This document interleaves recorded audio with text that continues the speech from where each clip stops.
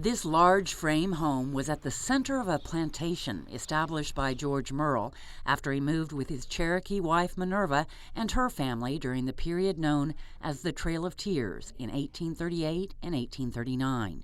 Minerva's father, Lewis Ross, was the national treasurer of the Cherokee Nation.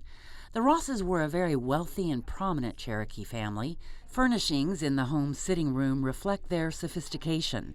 This handsome bed was transported on the Trail of Tears. Amanda Pritchett is the historical interpreter for the Murrell home. They basically used this as a family room and as a summer bedroom also. This was on the ground floor, and they're sleeping in here because it's cooler in here during the summertime. Much of the furniture, including the horsehair couch, dates back to the 1830s. In the parlor, things were a little more formal. A piano to entertain guests sits here.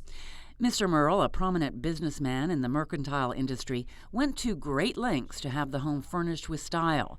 This couch came from Europe. Was imported from France. It's an Empire style, and it belonged to George Murrell. And as I said, he did a lot of business down in New Orleans and was able to ship a lot of his furniture up the Mississippi River and then up the Arkansas River over here to Fort Gibson, and then he would go to Fort Gibson and pick things up. It's believed his wife Minerva, with whom he had no children, died of malaria.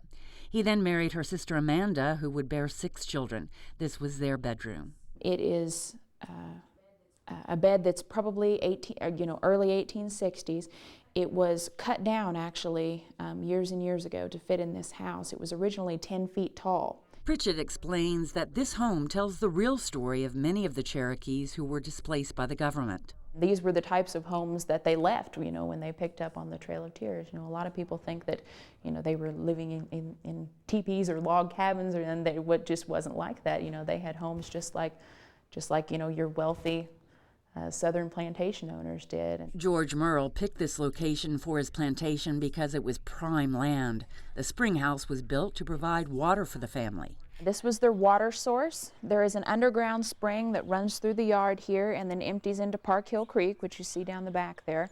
Also out back is the smokehouse. Here a fire was always being stoked in order for them to spend days curing their meat. Taking care of all the daily needs to survive on the plantation were many slaves. Some farmed the land, others worked in the kitchen. By the time of 1860, when there was a slave census done in 1860, he had 40 slaves at that time, and he would have been cooking, and preparing food. The slaves would have been for all 40 slaves, plus the family, plus whatever visitors might be around at that time. So they might be cooking for as many as 50 people on a daily basis. The slave workers also spun their own cotton. They would then use the yarn to make socks or bedding, which are also on display in the house. One of the larger rooms in the home was the dining room. Here stately furnishings remain. Fine china and a coffee and tea serving set are also original.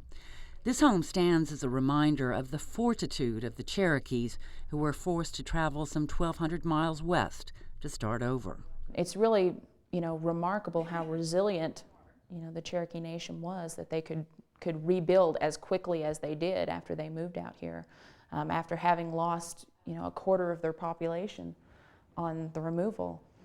And then they were able to move here and within just a few years build a house like this.